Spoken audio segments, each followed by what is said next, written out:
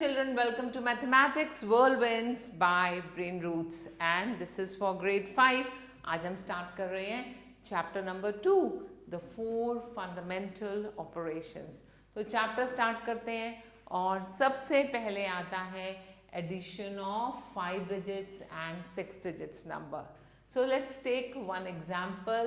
Mr. Sen has rupees 12,600 in his bank account और उनकी wife के अकाउंट में रुपीज़ 10,970 रुपीज़ है और उनका सन है उसके अकाउंट में रुपीज़ 9,825 रुपीज़ है.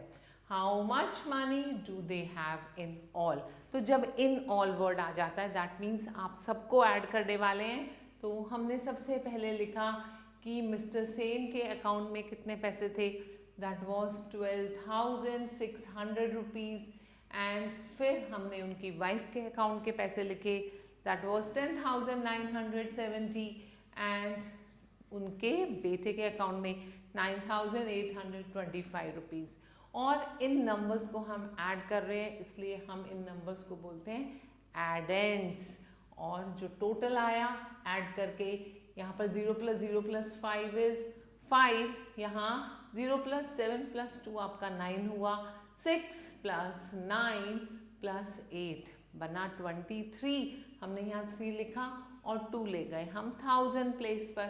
अब 2 + 2 4, 4 + 9 दैट इज 13 और +0 किया तो 13 ही रहेगा. तो 3 यहाँ लिखा और 1 पहुँच गया 10,000 प्लेस पे. अब 1 + 1 + 1 ये बन गया 3. तो ये जो आपका नंबर आया दैट इज 33,395. इसको हम बोलते हैं sum. So to find that we have to add the 3 accounts. हमने सब एडेंड्स को ऐड किया और हमें मिल गया sum. In the addition operation we have 2, 3, 4 और any more number of addends. तो कितने भी नंबर्स को हम एक साथ ऐड कर सकते हैं और इस एडिशन के बाद जो हमें आंसर मिलता है उसको हम क्या बोलते हैं सम. दैट मीन्स ये सब एडेंड्स थे और जो रिजल्ट आया वो सम मिल गया. Now to find the sum of large numbers हम क्या करते हैं कुछ स्टेप्स को फॉलो करते हैं. फर्स्ट स्टेप है हमने नंबर्स को जो एडेंड्स होते हैं उनको कॉलम्स में अरेंज किया. 1s, 10s, 100, 1000, 10,000 इस तरह से. एंड हमने हमेशा वंस वाले कॉलम से ही ऐड करना स्टार्ट करना है और फिर आते हैं 10s, 100, 1000 इस तरह से राइट टू लेफ्ट मूव करते हैं हमेशा और रीग्रुपिंग भी करते हैं अगर ज़रूरत पड़ती है.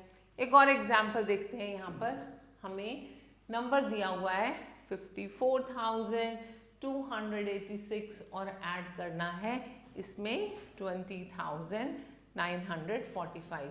तो नंबर्स लिखे 1s, 10s, 100, 1000, 10,000 और इस नंबर को भी राइट टू लेफ्ट लिखा.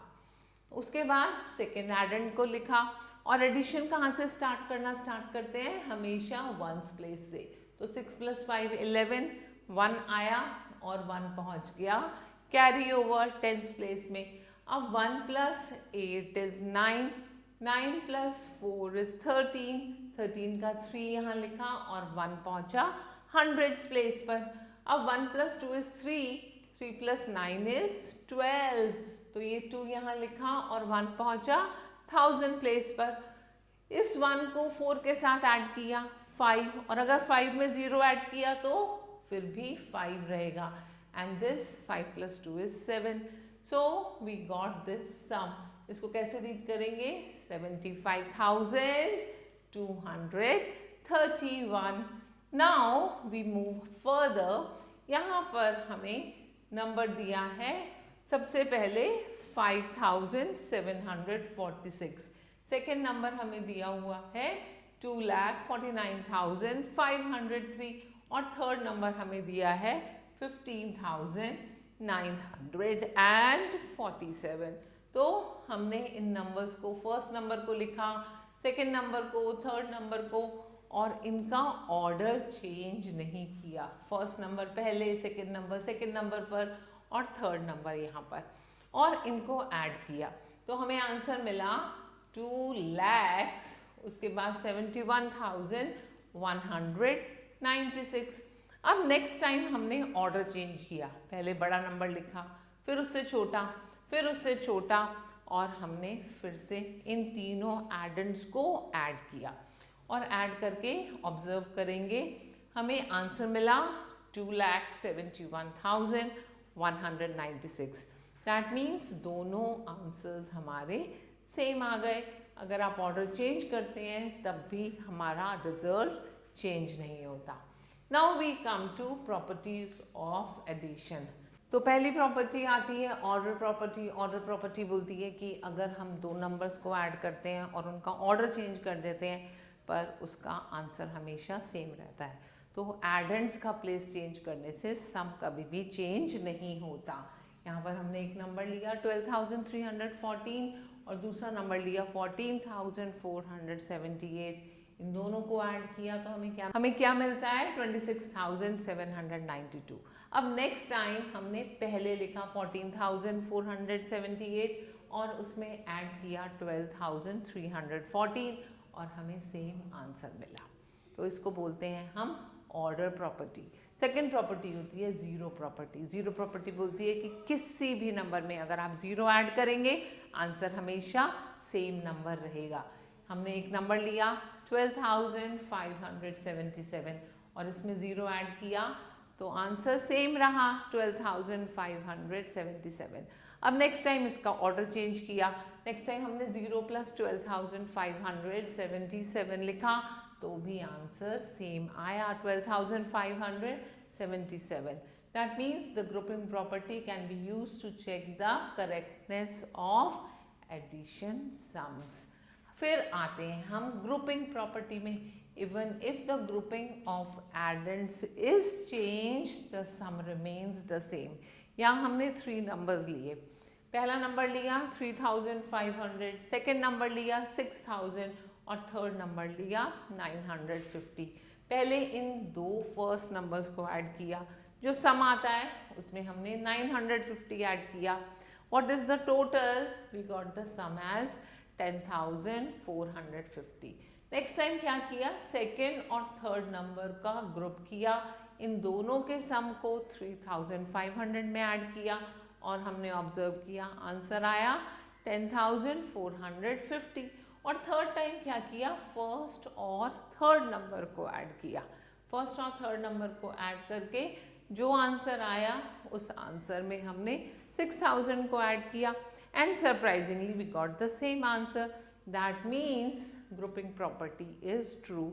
3 नंबर्स में किन्हीं भी 2 नंबर्स को पहले ऐड करो और उस सम में थर्ड नंबर को ऐड कर देंगे तो रिजल्ट सेम रहेगा। Now we have exercise. तो आप इस एक्सरसाइज को करेंगे, हमें कुछ क्वेश्चंस दिए हुए हैं एडिशन के और उसके बाद हम इन क्वेश्चंस को अपनी नोटबुक्स में करेंगे and after doing these questions हम आ जाते हैं वर्ड प्रॉब्लम्स में। तो फर्स्ट क्वेश्चन दिया हुआ है a T plucker plucked this much and this much tea leaves। हमें 3 नंबर्स दिए हुए हैं 12,250, 34,278 and 43,581 tea leaves on 3 successive days. How many tea leaves were plucked in all during the 3 days? In 3 days में total कितनी leaves plug हुई? तो हम इन तीनों को ऐड करेंगे। In the same way, Maruti Motors produced 1,27,695 cars in year 2007 और 98,895 cars 2008 में और 3,05,789 cars प्रोड्यूस हुई 2009 में। क्वेश्चन है कि 3 साल में टोटल कितनी कार्स प्रोड्यूस हुई and in which year were the most cars produce. सबसे ज़्यादा कौन से ईयर में कार्स प्रोड्यूस हुई? तो हमने ऑब्जर्व किया कि सबसे ज़्यादा कार्स प्रोड्यूस्ड हुई हैं 2009 में। And in this way you will do third question yourself. Now we come to next topic, subtraction of 5-digit and 6-digit numbers. तो एक एग्जाम्पल लेते हैं. In 2008, 13,276 runs were scored in the inter-school cricket tournament, while in 2009, 10,890 runs were scored during the whole tournament. तो question है, how many more runs were scored in 2008 then 2009. आप observe करेंगे ये runs ज़्यादा हैं, हमने यहाँ पर दोनों का डिफरेंस निकालना है. So here we need to find the difference of the two scores. तो हमने क्या किया, सबसे पहले हम आपको स्टेप्स बताएंगे. पहला स्टेप होता है कि हमने अपने अरेंजमेंट्स करने हैं. Arrange the minuend and the subtrahend in column form. तो सबसे पहले हमने अपना नंबर लिखा 13,276, जिसमें से सब्ट्रैक्ट करना है, एंड देन स्टार्ट द तो हमने अपना मीनुएंड और सब्ट्राहेंड को लिखा. पहले हमने बड़ा नंबर लिखा जिसमें से सब्ट्रैक्ट करना है, फिर हमने छोटा नंबर लिखा जिसको सब्ट्रैक्ट करना है, और दोनों का डिफरेंस निकालना शुरू किया. आपको डिफरेंस मिला 6 - 0 is 6, 7 - 9 नहीं कर सकते, एक कैरी फॉरवर्ड किया, एंड यहाँ पर 7 का बना 17 में से 9 सब्ट्रैक्ट किया तो 8 मिला, और यहाँ पर 2 का बच गया 1. अब 1 में से 8 सब्ट्रैक्ट नहीं करते, फिर हमने दोबारा से यहाँ से कैरी फॉरवर्ड किया, एंड क्या बना ये 1 का 11 में से 8 सब्ट्रैक्ट किया तो 3 मिला, और अब 2 - 0 is 2 and 1 - 1 is 0. तो हमें डिफरेंस मिला 2386, and we write thus 2386 more runs were scored in 2008 than in 2009. Now हम करते हैं subtraction की checking. So we can check whether the subtraction done is correct or not by using addition. और क्या करेंगे, पहले हमने दोनों नंबर्स जिनका डिफरेंस निकाला है, तो ये जो डिफरेंस आया है इस डिफरेंस को सब्ट्राहेंड के साथ ऐड किया. तो 10,890 प्लस डिफरेंस दैट इज 2,386, और इन दोनों को ऐड करके हमें जो रिजल्ट मिला दैट इज मीनुएंड. दैट मीन्स जिसमें से हम सब्ट्रैक्ट कर रहे हैं, तो वो दोनों नंबर्स अगर मैच हो जाएंगे तो हम बोलेंगे कि हमारा सब्ट्रैक्शन करेक्ट है, and this is how we check the subtraction. अब आते हैं प्रॉपर्टीज ऑफ सब्ट्रैक्शन में. पहली प्रॉपर्टी है the order of numbers involved in subtraction can not be change. जैसे हम एडिशन में first number plus second number या second number plus first number करते थे तो आंसर सेम आता था, सम सेम आता था. यहाँ पर ऐसा नहीं होता. When the number is subtracted from itself, this is the second rule, the difference is always 0. Or we can say when the minuend and the subtrahend दोनों same होते हैं तो difference हमेशा 0 होता है. So let's say 45,245, इसमें से 45,245 को subtract किया तो हमें 0 आंसर मिल गया. When 0 is subtracted from the number, the difference is the number itself. So let's say we have a number 45,245, इसमें से हमने 0 को subtract किया तो आंसर क्या आ गया, same number, that is 45,245. Now we have our exercise. आप इस exercise को खुद करेंगे, and after this हम आ जाते हैं multiplication के question में. So every time remember we have already learned about multiplication of 3-digit number by 1 digit. Last class में किया था ना हमने, and multiplication of 2-digit numbers by 2-digit number. और यहाँ हम सीखने वाले हैं multiplication of 4-digit number. तो सबसे पहले हमने first step लेना है, start multiplying from 1's column.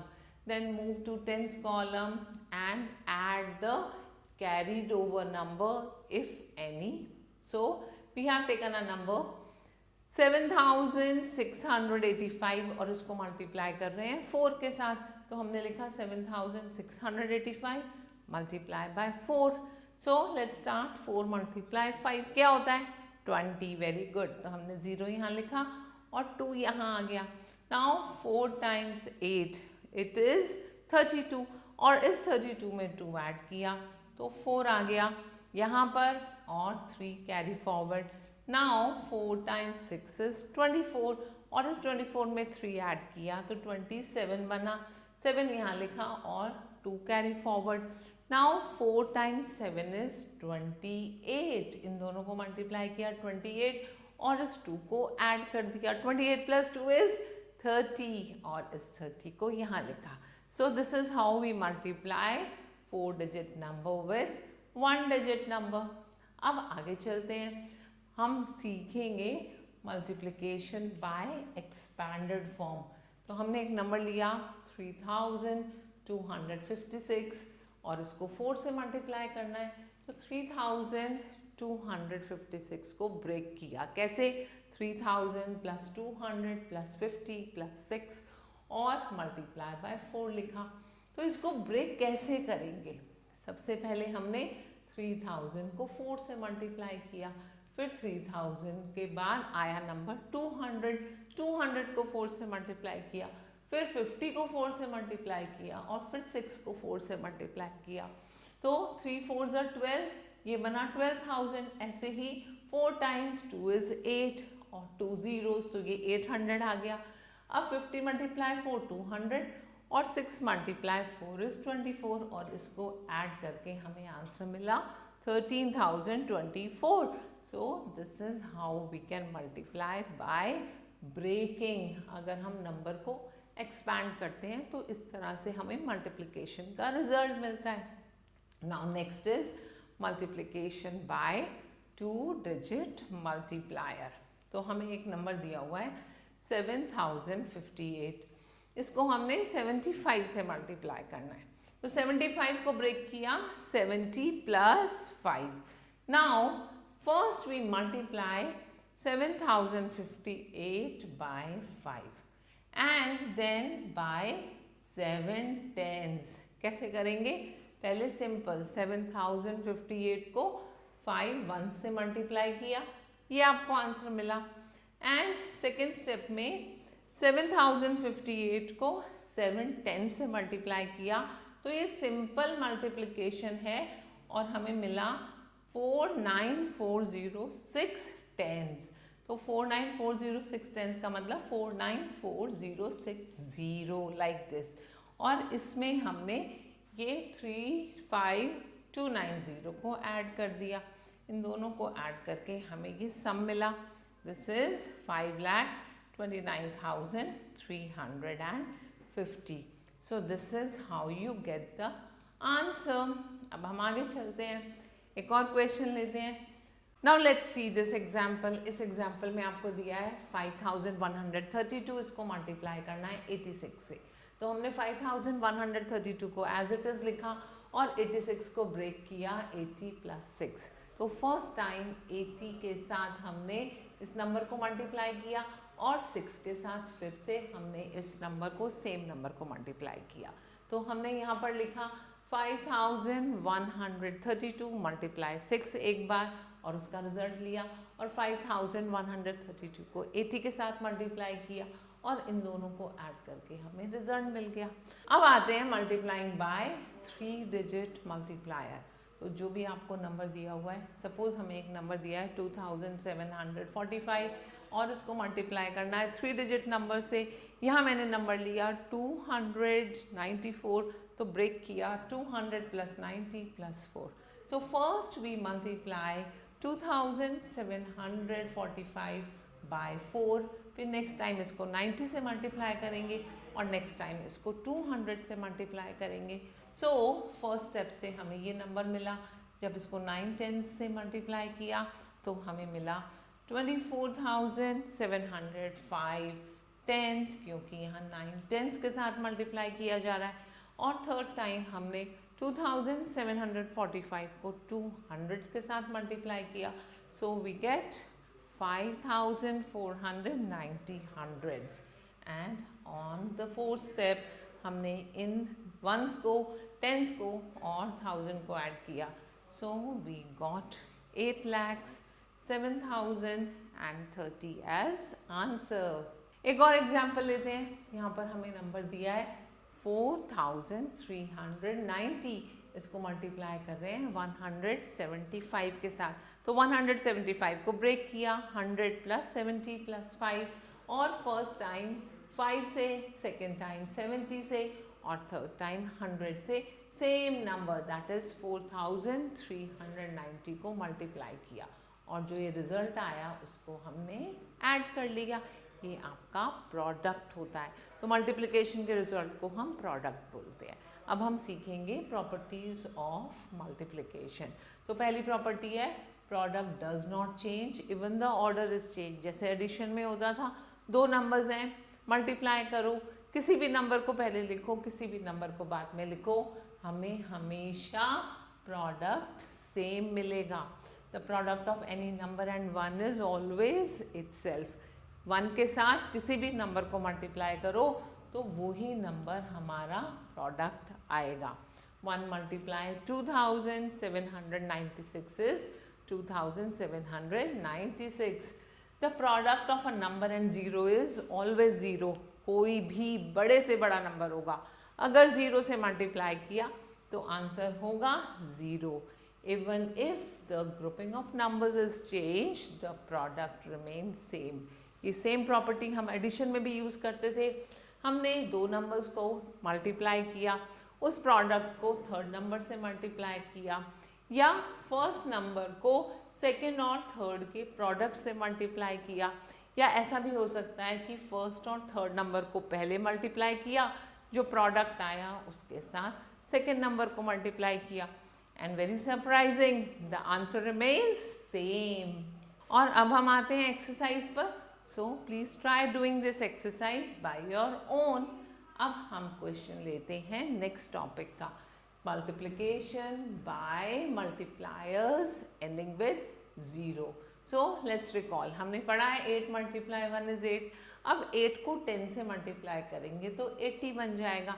तो इसकी एक जनरल फॉर्मेट बनाते हैं. अगर 8 को 100 से मल्टीप्लाई करेंगे तो 800 और 8 को 1000 से मल्टीप्लाई करेंगे तो 8000.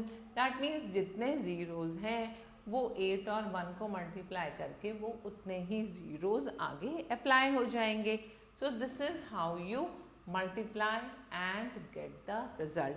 अब एग्जाम्पल लेते हैं. सपोज आपको 80 और 30 को मेंटली मल्टीप्लाई करना है. वेरी सिंपल, पहले हमने 80 multiply 30 लिखा और 8 और 3 को मल्टीप्लाई किया तो 24 आया. अब यहाँ 1 0 है, यहाँ 1 0 है, दोनों जीरोस को ऐड करके 2 zeros बन गए. तो आपका आंसर बना 2400 and this can be done mentally also. Now let's say we have to multiply 50 multiply 20 multiply 80. तो क्या करेंगे, 5, 2 और 8 को मल्टीप्लाई किया, हमें 80 मिला. अब जीरोस काउंट करो, 1 2 3 और ये इसके आगे 3 zeros और पुट कर दिए. So simple to understand.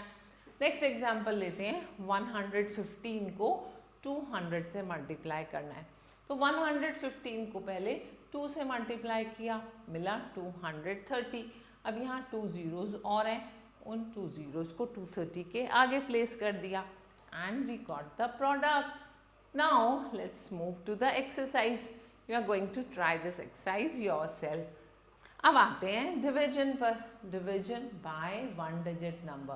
तो हमें एक नंबर दिया है 7289 और उसको 8 से डिवाइड करना है. तो जिससे डिवाइड करते हैं उसको बोला जाता है डिवाइजर, एंड जिस नंबर को डिवाइड कर रहे हैं उसको बोला जाता है डिविडेंड.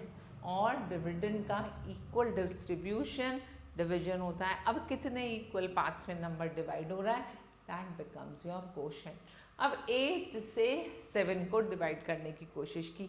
7 तो 8 से छोटा है, इसलिए 8 0 times 0 और 7 रिमाइंडर आ गया. नेक्स्ट नंबर 2 यहाँ आया, ये बना 72. 8 9 times 72 और 72 minus 72 0. नेक्स्ट नंबर हमारा नीचे आ गया 8. So we write 8 here. 8 1 time is 8 और 8 माइनस 8 0। नेक्स्ट नंबर 9 नीचे आया, 8 1 टाइम इज 8 और 9 में से 8 सब्ट्रैक्ट किया तो 1 रिमाइंडर। तो हमें क्या मिला, quotient is 911 and 1 is the remainder. अब हम अपने रिजल्ट को वेरीफाई करेंगे। कैसे? Dividend should be equal to divisor multiply quotient plus reminder.